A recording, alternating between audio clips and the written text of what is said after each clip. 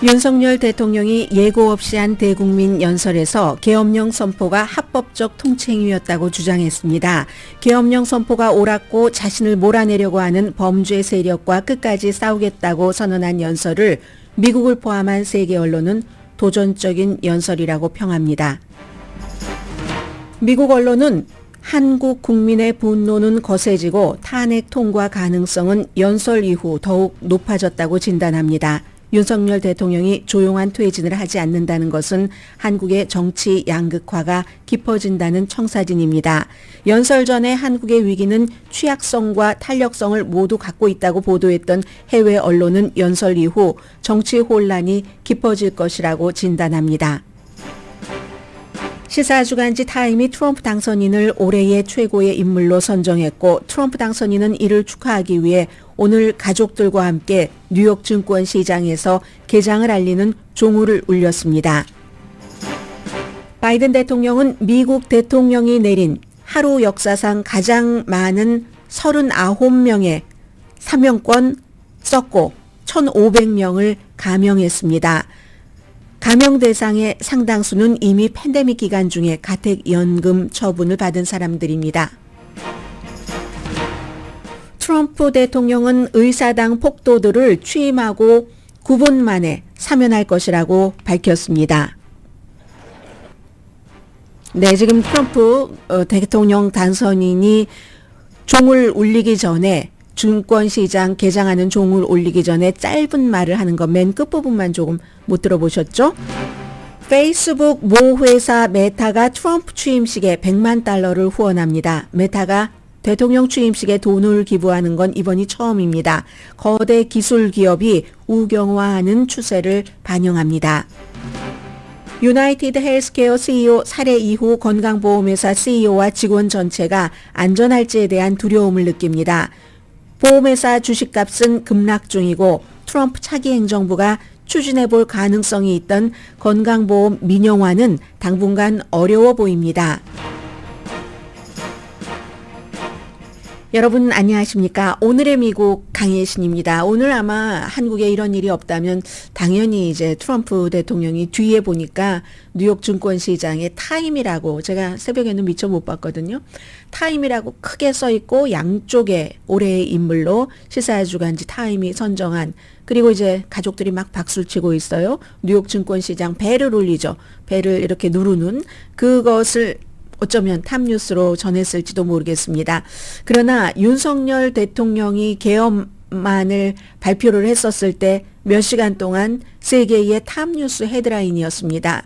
그리고 어제 저녁 다시 윤석열 대통령이 그 계엄령이 옳았다면서 끝까지 싸울 것이라고 연설하자 다시 국제적인 헤드라인 뉴스가 됐습니다. 계엄령이 발동되고 나서 왜 미국의 많은 그 띵크탱크의 전문가들이 왜 계엄령을 발동을 했는지 6시간 만에 해제를 했으니까는요. 이걸 좀 디테일하게 깊이 있게 의견을 얘기를 해야지 된다 했는데 윤석열 대통령 하지 않았습니다. 그리고 지난 금요일 로스앤젤레스 시간으로 오후 5시에 한국 시간으로는 토요일이죠. 짧게 2분도 안 되게 연설을 했습니다. 죄송하다는 연설이었죠. 그리고 한 1분 45초쯤 얘기를 하고 연단 옆으로 나와서 고개 깊숙이 숙여서 인사까지 했습니다. 그때는 뭔가 좋은 충정에서 그 같은 계엄령을 발동을 했지만 내가 잘못했고 국민들에게 불편을 드려서 사과한다는 메시지였습니다. 그런데 그 당시에는 그리고 뭐 당에게 모든 것을 맡긴다고도 했죠. 국민의힘에. 그리고 나서 탄핵이 부결됐습니다. 바로 1분 45초 정도 된 그 연설은 다른 많은 국민을 대상으로 한 게 아니라 탄핵 투표를 할 국민의힘 정치인을 대상으로 했고 성공을 한 거죠. 그때 1분 45초짜리 연설은. 그리고 나서 어제가 한국 날짜로 목요일이었었죠. 오늘이 목요일이니까 목요일에 완전히 첫 번째 1분 45초에 후회하는 연설에서 방향을 완전히 바꿨습니다. 놀라운 전환이라고 뉴욕타임스는 표현을 했습니다. 이번에는 길게 몇십 분이었는데요. 20분 훨씬 넘었는데요. 우익 지지자들을 겨냥한 전투적인 외침이라고도 미국 언론은 표현을 합니다. 사임하라는 거 거부하고, 물론 이 연설 이전에도 사임보다는 내가 이렇게 계산을 해보면 탄핵이 헌법재판소의 3분의 2의 지지를 받기가 힘들다는 계산으로 거기에 이제 뭔가를 걸고 이 사임하지는 않겠다고 했지만, 어제 그 연설은 아주 분명하게 사임을 거부하고 나라를 이 계엄화하기로 한 그 짧은 결정 때문에 본인을 내란혐의다 해서 끌어내리려고 하는 그런 사람들을 맹렬하게라는 단어들을 씁니다. 모든 세계 언론은요, 비난을 했다는 연설이라는 겁니다. 그리고 야당이 지금 탄핵 추진하고 있고 내일 투표를 합니다. 한국 날짜로 토요일이고, 압박하는데도 끝까지 싸우겠다고 얘기를 합니다. 정부를 마비시키고 헌법 질서를 어지럽혀서 국민의 미래를 위협하는 세력과 범죄 집단으로부터 한국의 민주주의를 지키기 위한 합법적인 절차였다고 얘기를 했습니다. 그리고는 계엄 시도가 민주주의의 붕괴를 막고 야당의 의회 독재에 맞서기 위한, 이건 법적인 결정이라는 게, 법에 맞는 결정이라는 게 다른 계엄과는 다른, 그러니까 합법적인 통치였다. 이렇게 아주 길게 야당에 대해서 불만을 얘기를 했습니다. 그래서 많은 해외 언론도 어제의 그 윤석열 대통령의 대국민 담화를 보도를 하거든요. 저는 여러분들께 가디언이 이렇게 직접 가디언의 신문에 올린 윤석열 대통령의 음성을 조금 중요한 부분만 제가 짧게 편집을 했습니다. 들려드리겠습니다. 가장 아주 그 농축된 단어가 들어있는 그런 연설입니다. 지금 야당은 비상계엄 선포가 내란죄에 해당한다며 광란의 칼춤을 추고 있습니다. 정말 그렇습니까? 과연 지금 대한민국에서 국정마비와 국헌문란을 벌이고 있는 세력이 누구입니까? 지난 2년 반 동안 거대 야당은 국민이 뽑은 대통령을 인정하지 않고 끌어내리기 위해 퇴진과 탄핵 선동을 멈추지 않았습니다. 대선 결과를 승복하지 않은 것입니다. 네, 그리고는 아주 길게 말을 했습니다. 예를 들어서 야당이 원자력 산업에 대해서 어떻게 이걸 여러 가지로 막았는가, 또 마약 밀매업자, 외국 스파이, 기타 범죄자를 수사하기 위한 예산을 없애버렸다.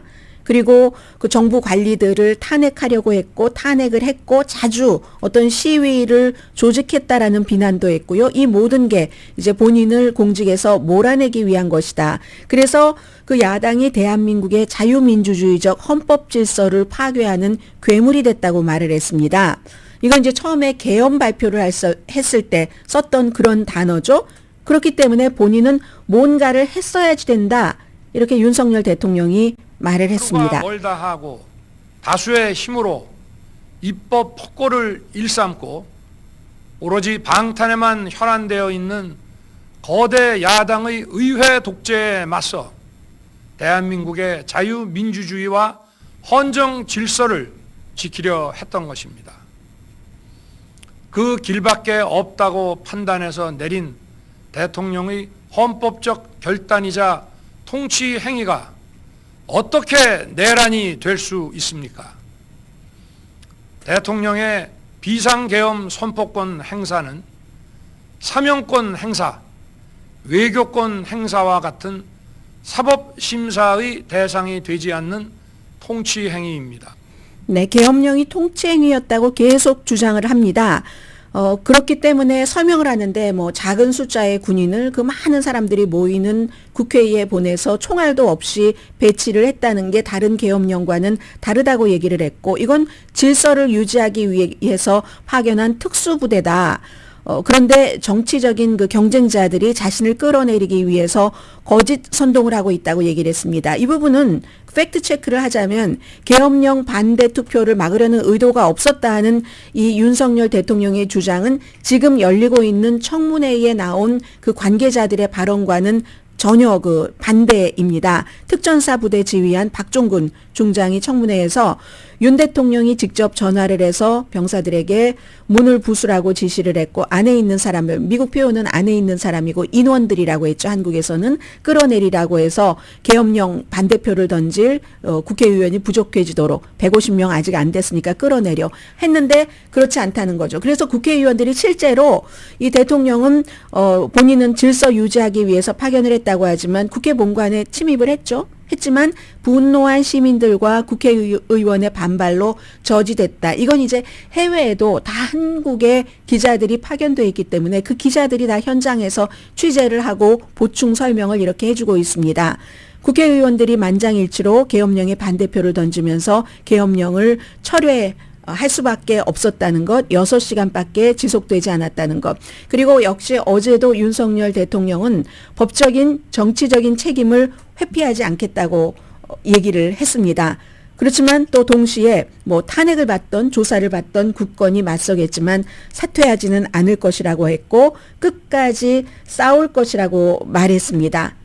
국민들에게 이제 마지막으로 이런 얘기도 했습니다. 저는 마지막 순간까지 국민 여러분과 함께 싸우겠습니다.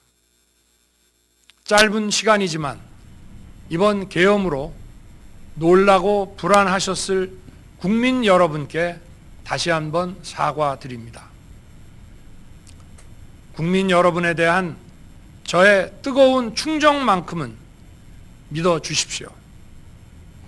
네, 믿어주십시오 했지만 이번에는 고개 숙여서 사과하는 그런 그 몸짓으로 사과하는 그 모습은 보이지 않았습니다. 국민 여러분만 믿고 가겠습니다. 근데 이제 이때의 국민 여러분을 해외 언론은 전부 그 윤석열 대통령을 지지하는 국민 이렇게 이제 해석을 하는 거죠. 최소한 자신의 의도를 분명히 했다. 미국의 뉴욕타임스를 포함한 많은 매체의 보도입니다. 사퇴 압박 받지 않을 것이며 탄핵되면 법정에서 싸울 것이라는 것. 그런데 이제 이 같은 어제의 이 연설은 지지층은 결집시킬지 모르지만 그 밖에 많은 국민들을 더욱 분노하게 만들 것이라는 게 대체적인 해외 언론의 분석입니다. 그래서 연설이 끝난 뒤에 이제 그 사저에 윤 대통령 그 사저 앞에 많은 사람들이 뭐 시위를 했고 윤석열 대통령 체포하라고 외쳤고 경찰들이 이제 미리 대기하고 있다가 뭐 제지를 했고 그리고 어제 이제 2차 이 압수수색이요 용산 그게 완전히 성공했는지 그건 아직 잘 모르겠어요. 헌법재판소에서 기회가 있다고 믿는다는 것. 그래서 우익 지도자들을 겨냥한 전투적인 외침이다. 이 표현은 뉴욕타임스 표현입니다. 뉴욕타임스와 인터뷰를 한 그 안병진 교수요 경희대학교 사람들이 윤석열 대통령을 눈먼 그 검객이라고 하는 데는 이유가 있다. 다른 사람들은 어머 저거 좀 이상해 미쳤어 이렇게 생각을 해도 윤석열 대통령은 자신이 그 대담한 계획을 세웠고 그 계획을 통해서 어떤 난관이라도 극복할 수 있다는 생각 굉장히 그 낙관적인 생각을 모든 것을 이길 수 있어 이런 걸 한다는 얘기를 하고 있습니다. 그래서 아마도 이제 탄핵이 뭐 언젠가는 될 가능성이 지금 높다고 보는 거고요. 당장 내일 투표해서 탄핵이 될 것이라고 보는 사람들도 많고 그러면 헌법재판소로 가서 헌법재판소에서 3분의 2, 9명 가운데 6명이 찬성을 해야지 되는데 지금은 3명이 공석이라 6명이고 6명 다 찬성하는 것에 대해서 윤석열 대통령은 지금 그렇게는 안 될 거야 라는 데 희망을 두고 있다는 거죠. 그럼 거기까지 가기까지 또 헌법재판소에서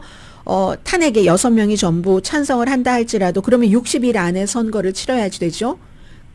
그 기간 동안에 그 기간 이후에도 그렇겠지만 결국은 한국의 윤석열 대통령이 조용하게 나가기를 거부하는 것은 한국의 정치적인 양극화를 더욱 심화시킬 수도 있다고 보는 겁니다. 광란의 칼춤이라고 그 표현을 했죠. 그래서 야당 의원들은 물론 뭐 여기에 대해서 또 반대로 다 반박을 했고 그리고 또 뭐가 있나요? 함성득 경기대학교 정치학과 교수도 미국 언론과 인터뷰에서 지금 이 여당에서도 윤석열 대통령 탄핵이 맞다라고 생각하지만 박근혜 대통령 탄핵 이후에 겪었던 트라우마가 너무 크고 정치인도 하나의 직업인이죠. 직업인이고 본인의 그 존재 가치를 본인 혼자이건 가족이건 다 가지고 있으려면 정치인 배지가 있어야지 되는데 그 당에서 너 배신자 하면 안 되니까 그게 지금 너무 강하게 짓누르고 있다는 겁니다. 이 연설 끝난 뒤에 한동훈 대표가 텔레비전에 출연해서 얘기를 했습니다. 대통령이 물러서지 않을 것임이 분명해졌고 그러므로 당원들이 이번 토요일에 투표에서는 탄핵을 하는 것이 맞다. 이제 이렇게 얘기를 했죠. 처음에 한동훈 대표는 처음에는 탄핵이라는 표현은 안 했지만 탄핵을 해야지 된다. 이렇게 비슷하게 얘기를 했고 계엄하고 나서 아주 빠른 시일 안에 그러다가 윤 대통령이 사과하고 나니까 그럼 이번에 한번 우리가 좀 질서 있는 퇴진을 할까? 하다가 어제 보고는 이건 정말 아니다라고 했습니다. 그런데 지금 국민의힘이 어제는 또 권성동 의원이 원내대표로 선출이 됐죠. 추경호 의원 나가고 그럼 권성동 의원은 굉장한 중진이기도 하고 친윤입니다. 분명히 말해서 친윤임에도 불구하고 어제 이런 얘기는 했어요. 탄핵 불가라는 당의 방침은 유지하면서도 차기 그 대통령 선거를 준비는 하겠다. 하지만 이건 한동훈 대표와는 또 시각이 다른 이 국민의힘 내부에서 또 부딪히는 이게 있어서 어제 원내대표를 그 선출을 할 때 이 권성동 의원이 뭐 아주 압도적인 표 차이로 김태호를 이기고 됐지만 그 당시에 친한과 친윤 구호로 완전히 그 국민의힘이 여기서 또 갈라졌었다 이런 얘기를 하는 겁니다.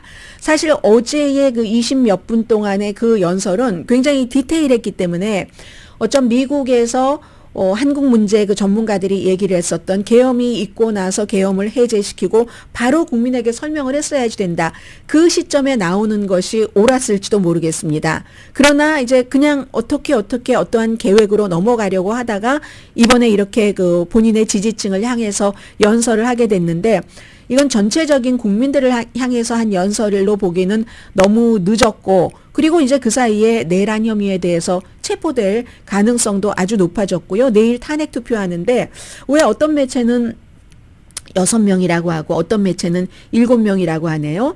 어제 제가 한 사람을 뺀 게 김재섭 의원도 어제 방송될 시점에 탄핵에 찬성하겠습니다 했는데 제가 김재섭 의원을 뺐고요. 뭐 진종호, 김상욱 또 김예지, 조경태, 안철수 뭐 이런 사람들 6명이라고 하면은 2명이 더 필요한 게 아닙니다. 왜냐하면 어제 또 한국에서 대단한 그 결과가 나온 게 조국 혁신당의 대표잖아요. 조국 혁신당이 조국 없는 조국 혁신당이 되게 됐습니다. 자녀 입시 비리, 청와대 뭐 감찰 무마 등의 혐의로 2년 징역형이 확정이 됐기 때문에 뭐 와이프 얘기까지는 말씀 안 드리겠어요. 그랬기 때문에 확정이 되면서 즉시 이제 의원직도 상실하고 대표직도 내려놓고 어제 이제 뭐 그 조국혁신당 그 당사에서의 어떤 미팅 같은 것이 있었기 때문에 선거 결과 받아들인다고 했습니다.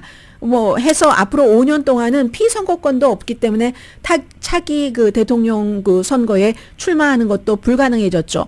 그러면 조국 의원이 한 사람이 빠져나가면 이건 이제 조국혁신당의 너무나 중요한 의미인 것뿐만이 아니라 탄핵에 필요한 여당에서 8표가 탄핵에 찬성을 해야지 되는데 이게 8표에서 9표로 늘었다는 겁니다. 그럼 지금 6명이 됐든 7명이 됐든 2명 내지 3명은 더 필요하다는 것이고 그것을 이제 로스앤젤레스 시간으로 내일 밤 뭐 12시경 해서 알 수가 있는 거고 그 이후에도 한국은 국민의힘도 그렇고 야당과 같이 결합을 해도 그렇고 국민들도 마찬가지고 엄청나게 복잡해지는 이제 그런 그 한국 사회를 앞으로도 한동안 우리는 쳐다볼 수밖에 없습니다.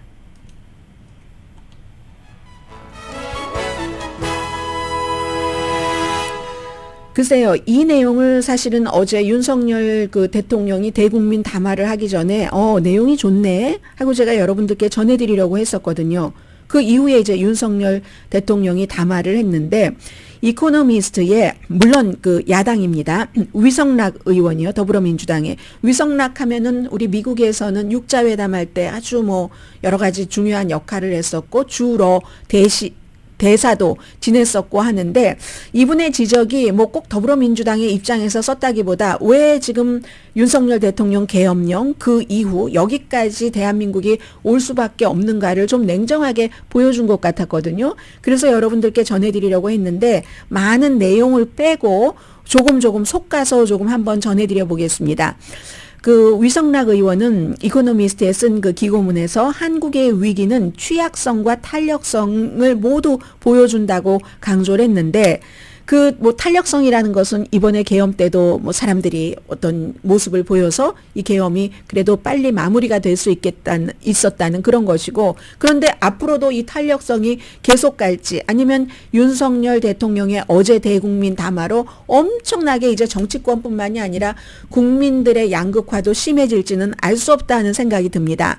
그래서 어쨌든 계엄령으로 즉각적인 위협은 피했지만 상황은 여전히 불확실성으로 가득 차다. 이거 윤석열 대통령 어제에 연설하기 전에 쓴 글인데도 그렇습니다.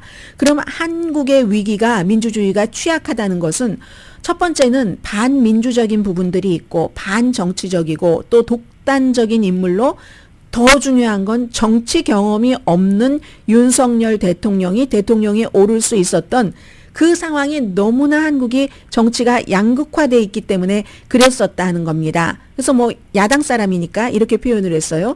윤석열 대통령 뭐 정치적인 대화나 타협의 그 역량이 좀 부족하고 너무나 뭐 검사라는 직업도 있었으니까 옳고 아니면 그르고 이분법이 사고가 너무 강해서 정치적인 반대자는 늘 제거해야지 될 적으로 봐왔었다는 그런 것들이요. 그리고 또 정치가 너무나 양극화돼 있으니까 보수적인 편에서도 윤석열 그 대통령이 되기 전에 이 같은 권위주의적인 성향이 있다는 것을 조금 그냥 가볍게 내려놓고 또 다른 진보 정권이 그 문재인 대통령 이후에 탄생하는 것을 막기 위해서 윤석열을 대선 후보로 선택을 할 정도로 한국이 양극화됐다고 얘기를 합니다. 대통령이 된 뒤에는 뭐 여러 그 정치적인 반대자를 뭐 표적으로 삼았지만 인기도 없고 잘 안 됐고 또 자신과 아내를 법적 어려움이 점점 커지니까 보호하려고 하다가 링컨 대통령 그 유명한 표현을 왜곡해서 링컨 대통령 좋아한다고 하잖아요. 검찰을 위한 정부로 만들어 왔다. 그래서 이제 이 모든 것은 한국의 민주주의가 양극화돼 있기 때문에 정치가 그게 취약성이고요. 두 번째 취약성을 이 위성락 그 국회의원은 이렇게 얘기를 합니다. 한국의 군과 정보기관이 정치에 지속적으로 개입해 왔다. 이거는 계엄령이 선포되고 나서 제일 먼저 해외 언론에서 얘기를 한 겁니다. 한국군이 1980년대 그때의 뭐 계엄령 선포 이후에 군사정권 아래서의 군인 그 이미지를 씻어버리려고 수십 년 동안 노력을 하다가 한 번에 이번에 날아갔다. 계엄령 선포에 동원됨으로써 이렇게 얘기를 했잖아요. 그 정도. 그리고 또 개다되고 이제는 뭐 충암고등학교라는 학교의 유대까지 이렇게 이런 것들이 굉장히 한국을 취약하게 한 것이다. 그럼에도 불구하고 국민들 이런 그 힘 같은 것으로 1차 계엄을 이렇게 그 위기를 넘어가기는 했는데 한국의 민주적인 그 회복력 아직도 위험이 많다. 이런 얘기를 하고 윤석열 대통령의 어제 연설 이후에는 더 위험이 커졌다고도 볼 수 있죠. 전 세계적으로 정치적인 양극화, 미국은 안 그렇습니까? 미국도 똑같습니다. 어떤 부분은 미국이 더하는 부분도 많습니다. 한국은 반항이라도 하지. 미국은요, 지금 만약에 한국에서 한국의 대통령이 딸의 시아버지, 또 딸의 시아버지, 또 며느리, 또 그 남편의 약혼녀 이런 사람들을 다 정치적으로 임명을 하면 한국은 아마 뒤집혔을 겁니다. 미국은 아무런 얘기도 안 하잖아요. 이런 것들 세계적으로 정치의 양극화가 심화된 게 사실이지만 그런데 이 한국의 적극적인 그 시민들의 참여 또 지속적인 경계 이런 것들이 어디까지 갈까 하는 것을 굉장히 이 위성락 씨도 위성락 국회의원도 걱정을 했었거든요. 근데 그 이후에는 지금 어제 윤석열 대통령의 그 같은 그 연설로 인해서 한국은 앞으로도 한참 동안 더 무슨 일이 일어날지 상상하기 힘든 더군다나 여당의 대표가 또 친윤계로 이 상황에 친윤계로 여당의 대표가 선출됐기 때문에 정말 알 수 없는 길로 한국은 지금 걸어가는 것인지 뛰어가는 것인지 가고 있습니다. 라디오 서울 방송 오늘의 미국 듣고 계십니다. 네. 시사주간지 그 타임. 시사주간지 타임이 시사주간지 타임의 올해의 인물을 두 번 하는 경우는 거의 없다고 하거든요. 아마 한 번도 없지는 않았던 것 같아요. 그러니까 거의 없다고 표현을 하죠. 트럼프 당선인이 2016년에 이어서 올해도 또다시 올해의 인물이 됐는데 이게 이제 굉장히 중요한 거죠. 지금 세상이 전부 이제 많은 뭐 점잖은 나라는 점잖은 나라대로 약한 나라는 약한 나라대로 일단은 미국의 대통령이 막강하니까 미국 대통령과 싸우지 말자, 대결하지 말자 이런 식으로 가서 보드랍게 이제 뭐 프랑스의 임마누엘 마크롱 대통령도 그렇고 캐나다의 총리도 그렇고 또 미국에서도 테크놀로지 업계의 마크 저커버그 같은 사람도 그렇고 트럼프 대통령 당선인과 잘 지내보자 하는 쪽으로 갑니다. 올해의 인물로 역사적으로 완전 재기한 거잖아요. 4년 만에. 한 세대에 한 번뿐인 정치적인 이런 그 재편 같은 것을 만들고 해서 미국의 대통령직도 마찬가지고요. 세계에서 또 앞으로 미국의 역할을 어떤 식으로든 바꾸겠죠. 지금 같지 않겠죠. 뭐 우리 미국 우선주의, 뭐 고립주의 이런 것을 선택을 할 테니까 그래서 시사주간지 타임이 올해의 인물로 선정을 했습니다. 시사주간지 타임이 올해의 인물로 선정을 할 때는요. 꼭 무슨 너무 훌륭하고 뭐 살신성인하고 이런 사람만 하는 건 아니고요. 좋은 역할이든 나쁜 역할이든 아니면 획기적인 어떠한 것이든 그 한 해에 너무나 엄청난 영향력을 끼친 사람이다. 이런 사람을 선택을 합니다. 김정은 위원장도 2019년도에 시사주간지 타임에 의해서 그 올해의 인물로 선정이 됐고 지난해는 정치인이 아니라 테일러 스위프트라는 미국의 가수가 선정이 돼서 트럼프 그 대통령이 막 비난했었어요. 그리고 2015년도에는 앙겔라 머켈 그 독일 총리가 올해의 인물로 선정이 됐을 때도 트럼프 당시에 후보였었죠. 엄청 비난했죠. 내가 이렇게 왔는데 나를 안 했다고. 근데 막상 또 트럼프 그 후보가 당시에 대통령으로 결정이 되자 2016년도에는 또 트럼프 그 대통령을 시사주간지 타임이 올해의 인물로 선정을 했고 또 그런 땐 잘했다고 합니다. 올해도 시사주간지 타임이 뭐 나를 선정했는데 아주 후진 잡지야 이렇게 얘기하지 않습니다. 그래서 이제 공화당에 이제 새롭게 대통령으로서 일을 할 텐데 오늘 얼마나 좋으면 트럼프 그 대통령 당선인이 그걸 기념하기 위해서 주식시장에 갔습니다. 주식시장에 가서 이렇게 보니까 그림으로 보자면 우리가 텔레비전 화면으로 볼 때 바로 왼편에 와이프가 있었고 또 이방카 트럼프가 있었고 맨 가장자리에 JD 벤스 부통령 당선자가 있었고 또 트럼프 대통령의 오른쪽으로는 이제 증권시장 관계자들이 당연히 있어야지 되겠죠. 그리고 오른쪽 끝에는 둘째 딸 티파니 트럼프, 오늘은 아들들은 등장하지 않았네요. 그리고는 이제 멜라니아 트럼프 여사도 요즘 굉장히 조금 뭐라고 하나요? 다정다감해졌다고 할까요? 이 트럼프 대통령에 대해서 이 공식적으로 보이는 이런 것에 대해서 다른 때 같으면 별로 말 안 하고 가만히 있는데 뭐 소곤거리기도 하고 그리고 트럼프 대통령이 이제 대통령 당선자가 배를 이제 눌렀습니다. 찌릿찌릿찌릿 찌릿찌릿 이렇게 하면 이제 뉴욕 증권시장이 시작이 되는 거죠. 예전에 가짜로 본인 사진을 시사주간지 타임에 선정이 됐다고 그 사진을 그 딱 거기다가 이렇게 끼워 넣고 이랬었던 적도 있잖아요.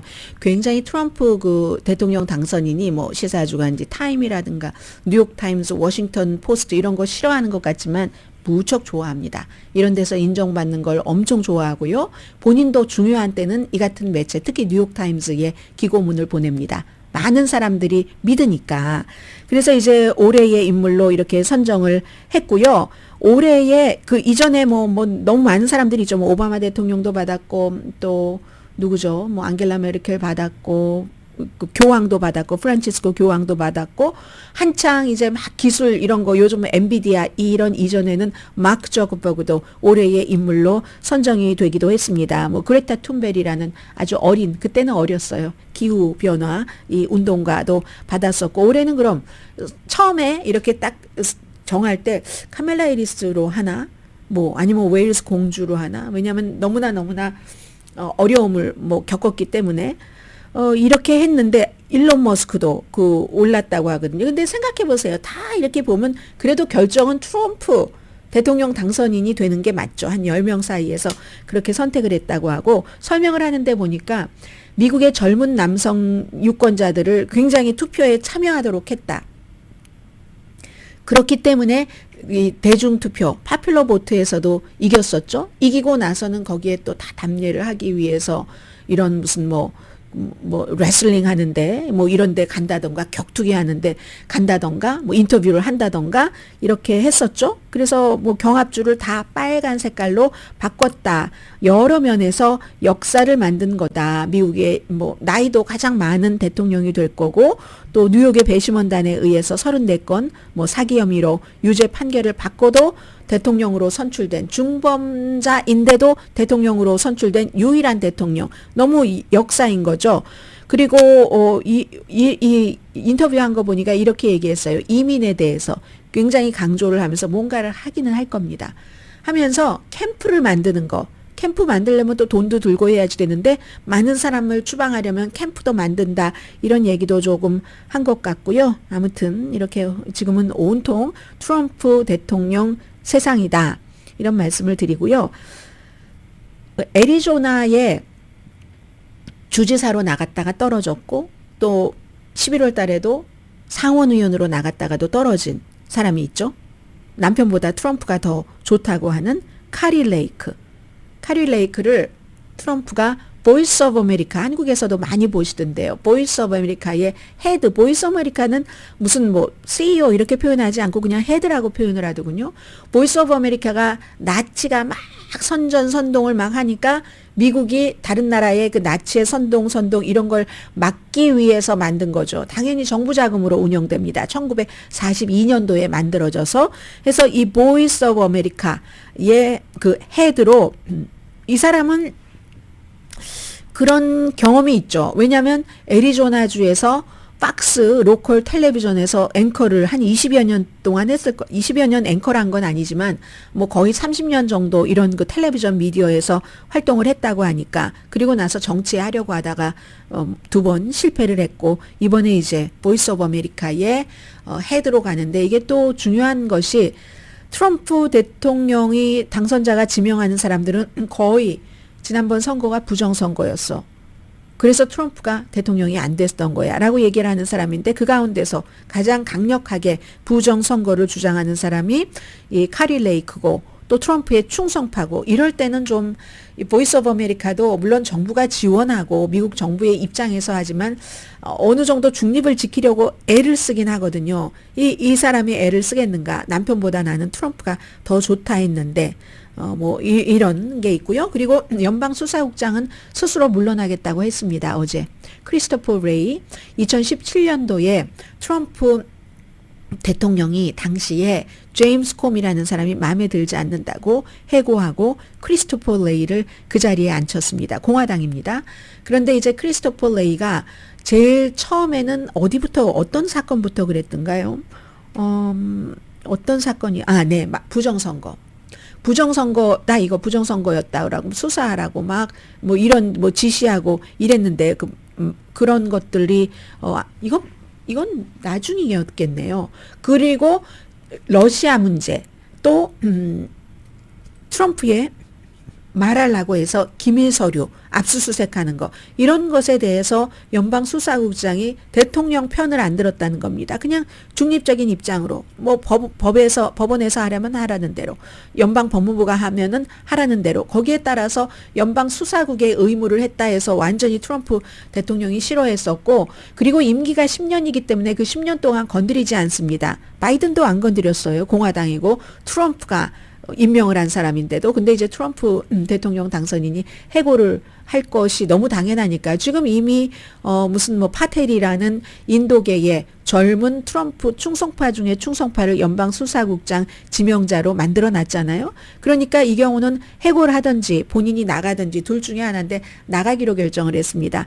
어제 크리스토퍼 레이가 그 연방수사국에서 직원들 모아놓고 마지막에 이렇게 연설을 하는데 싸움이 깊어지는 것을 피하기 위한 가장 좋은 방법이다. 내가 그냥 나가는 게.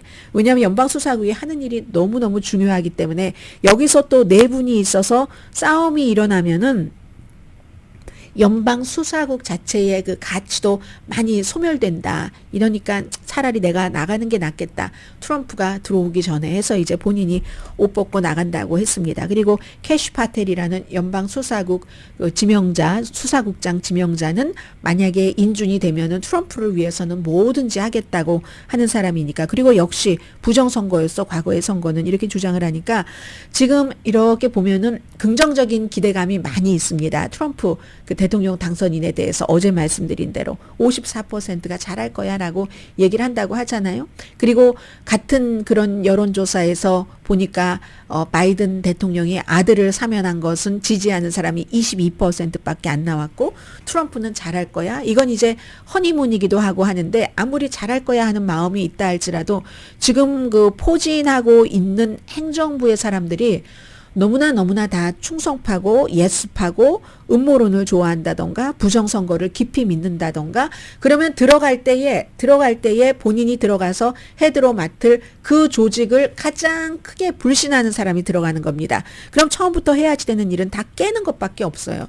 그 부서를 깨부수고 나서 4년 동안 이 거대한 함대인 미국이 다시 새롭게 그 함대가 만들어질 수 있을지는 모르지만 그래서 잘하겠다, 잘해야지 된다 하는 기대감과 희망과 바람을 섞어보지만 그다지 아주 안심할 수, 그러니까 안정적으로 굴러가겠구나 이런 생각은 그다지 많이 안심할 수는 없는 이제 그런 상태다 하는 건 말씀드리고요. 그리고 여기까지 말씀드리고 시간 되면 뭐 바이든 대통령이야 이제 그다지 중요하지 않으니까 그렇지만 또 중요한 일을 하긴 했네요. 잠시 뒤에 뵙겠습니다. 라디오 서울 방송 오늘의 미국 듣고 계십니다. 네, 지금 미국에서 뭐 여러 가지 정치적인 그런 이슈도 주목이 되고 있지만 그 유나이티드 헬스케어 CEO가 그 살해당하고 나서 많은 사람들이 이제 헬스케어 회사에 불만을 갖고 있죠. 그래서 사실은 살인자인데 살인자를 두둔하는 일부 사람들이 생겨난다는 이것도 미국의 아주 건강하지 않은 그런 그 상황이라고 볼 수 있는데 유나이티드 헬스케어 그 그룹의 주가가 닷새 동안 12% 이상 내려갔습니다. 유나이티드 헬스케어만 그런 게 아니라 지금 시그나라든가 휴메나라든가 이런 다른 회사도 이번 주에 많이 하락을 했는데요. 이 사람들의 여론을 보니까 기본적으로 여러분들은 어떠세요? 그 영국의 유가브가 미국 사람을 대상으로 쭉 여론조사를 해봤더니 이번에 이 사건이 있은 뒤에 보험 의료 시스템에 대한 불만은 당파를 초월합니다. 민주당이나 공화당이나 똑같이 이 사람들이 헬스케어 회사 문제 있다, 의료 시스템 뭐 이런 문제 있다, 보험회사를 비난을 합니다. 90% 이상이에요. 뭐 예를 들어 해리스에게 투표한 사람도 95%, 트럼프에게 투표한 사람도 93%, 그 보험회사 자체를 비난을 합니다. 그리고 또 비슷한 숫자가 제약회사도 비난을 해요. 이건 공화당이나 민주당이나 뭐 비슷하게. 그런데요, 하나 다른 게 있거든요. 트럼프 당선자를 지지하는 유권자들은 좀 그 병원, 이건 이제 보험회사 이런 시스템이 그게 아니잖아요. 병원이 보험회사에 신청을 해야지 되잖아요. 의사도. 병원이나 의사를 비난하는 비율은 공화당이 더 많답니다. 트럼프를 지지한 사람들이. 그런 뭐 약간 정도의 차이는 있고요. 그리고 이건 뭐 글쎄요, 일반 사람들의 관심이기도 하고 이게 앞으로 이제 엄청난 재판이 될 것이기 때문에 이 큰 재판이 있으면 그 미국의 사회상 같은 것들이 드러나잖아요. 유나이티드 헬스케어의 50살밖에 안 되는 두 아이의 아버지를 살해한 26살의 아이빌리그 출신의 부잣집 상속자, 이 범인은 도대체 왜 그런 일을 저질렀을까? 지금 이제 동기 파악하고 있는 중인데 여기에 많은 것들이 범인의 건강 문제도 그렇고요. 그리고 한 1년 동안 스스로 이제 고립해서 살았다는 이런 여러 가지가 많은 것들을 보여주고 있는데 그의 이 26살 이 젊은 용의자의 삶은 1년 전부터 균열이 생기기 시작했다고 보고 있습니다. 오늘은 이제 월스트리트저널이 자세히 보도를 했던데 뭐 크게 다르진 않지만 디테일이 들어가는 거예요. 친구들과도 가족과도 연락이 없었던 한 1년 동안 허리 통증을 이기기 위해서 엄청나게 본인이 탐구도 하고 하와이 가서 무슨 특별한 그런 곳에서 사람들과 함께 지내기도 하고 그리고 이제 서핑도 하고 서핑하다가 또 다쳐서 결국은 하와이에서 2023년도에 본토로 와서 허리 수술을 할 수밖에 없었던 그런 그리고는 그 사이에 이제 가족들, 친구들과 이렇게 떨어져서 이제 유펜 나온 사람이잖아요. 캘리포니아주에서 일도 했었고, 외로움에 대해서 이제 여러 가지 지금 나온 노트라든가 뭐 적어 놓은 것이라든가 소셜 미디어를 보면은 외로움에 대해서 깊이 생각도 했고, 또 현대 사회가 이것이 이제 이번에 미국 대선과도 좀 연관이 있는데, 현대 사회가 미국의 젊은 남성들을 굉장히 약화시킨다. 그 젊은 남성들의 힘을 뺀다. 이러한 그 어떤 추세가 있는데, 그 추세에 이 젊은이가 많이 그 어느 정도 어떤 순간에는 심취를 했답니다. 캐나다의 학자 뭐 조던 피러슨과 같은 이런 사람들이 뭐 주장을 하는요. 뭐 마노스피어 뭐 이런 거죠. 그런 이제 지적 인물들, 그런 지적 인물들이 얘기하는 그런 일종의 사상 같은 것에도 좀 끌리고, 기술혁명이 말이야 너무 사람들을 위험하게 하는 유나버머, 테드 카진스키에게도 조금 끌리고, 그러면서 볼티모어에 있는 엄청난 본인들의 친인척들과 단절을 한 겁니다. 단절을 해서 원래 그 이태리계의 이 가족들이 아주 친인척이 끈끈한데도 떨어진 거예요. 엄마도 뭐 샌프란시스코 경찰국에 실종 신고를 11월 달에 했었다고 하잖아요. 그리고 이 젊은이가 체포가 돼서 법정에 들어갔었을 때 보면은 주변을 많이 여러 번 이렇게 쳐다봅니다. 여러 번 쳐다보는 것을 월스트리트 기자는 뭐 심층 취재를 했으니까 알겠죠. 아마 본인의 가족들이 누군가가 오지 않았을까 보는 것 같았지만 아무도 없었던 것 같다. 엄마도 실종 신고는 냈지만 여러 가지 이유가 있겠죠. 그날 법정에 친한 사람들이 등장하지 않은 것은. 아무튼 그래서 아버지는 11살 때 돌아가셨다고 하더군요. 그래서 이제 아버지를 제치고 할아버지로부터 어떤 그 리조트의 상속자가 됐는지도 모르겠고, 골프장도 하고 뭐 이런 그 아주 부동산 제국을 형성을 했고, 그래서 볼티모어와 그쪽 지역에서는 돈 많이 벌고 하는 사람들은 기부도 많이 하죠. 뭐 어떠한 뭐 뮤지엄이라든가 뭐 라디오 방송국도 갖고 있는 집안이고, 그랬는데 어려서부터 아팠던 허리, 그리고 서핑하다 아파서 수술을 했는데 이건 더 다쳐서 뭐 병명이 있던데요. 척추 탈위증, 척추 전방 전위증. 그래서 이제 하와이에 가서 뭐 좀 음식도 바꿔보고 생활도 바꿔주면 나아지려나 하다가 서핑하다가 다쳐가지고 완전히 이제 더 망가져서 뭐 여기에 나사가 4개가 박혀 있고 했다는 거잖아요. 하와이에서 뭐 독서 클럽 같은 것도 했고, 그때 이제 유나바마의 그 성명서를 읽었었고, 2023년도에 캘리포니아주로 와서 이제 그 수술을 했었고, 또 팟캐스트면서 신경과학자인 어떤 사람 뭐 이런 사람들 거 많이 듣고 했었다고 합니다. 그리고 이제 환각제가 장점, 건강상의 장점, 인공지능의 잠재적인 단점, 스마트폰 이것의 단점, 뭐 이런 것들을 많이 그 생각을 했었던, 고등학교를 뭐 우등으로 졸업을 해서 졸업 연설까지 했었던 이 청년이 집도 그렇게 좋고 아주 장래가 보장돼 있는데 왜 이런 일을 한 것인가. 11월 18일이네요. 엄마가 샌프란시스코 경찰국에 실종 신고를 냈었던 것이 샌프란시스코에서도 있었으니까요. 스탠포드에서 카운슬러로 잠깐 일을 했다고 하잖아요. 해서 볼티모어의 주하원 의원이더군요. 제가 여러분들께 대의원이라고 얘기를 했는데, 미국에서요 대의원 뭐 하원 의원을 부르는 그 명칭이 다릅니다. 많이 달라요. 캘리포니아주 같은 경우는 뭐 스테이트 어셈블리맨 뭐 이런 식으로 얘기를 하는데, 여긴 델리게이트를 이 그 메릴랜드에서는 하원 의원이라고 불러서, 그래서 제가 그 대의원이라고 잘못 말씀드렸고요. 주 하원 의원이죠. 가족들도 이 그 하원 의원도 성명 낼 때 정말 우리도 상상하지 못했다, 지금 이런 얘기들을 많이 하고 있고, 여기에 대해서 앞으로 이제 스토리가 많이 나올 것 같고, 저야 이제 이 정도 팔로업 스토리는 이 정도에서 멈춰질 것 아닌가, 그런 분위기는, 그런 생각은 듭니다. 일단 잠시 뒤에 뵙겠습니다. 10시에 브라보 마이 라이프 방송됩니다. 네, 지금 이 세상에 뭐 딱 그 봉합되지 않는 그런 관계는 거의 없어 보입니다.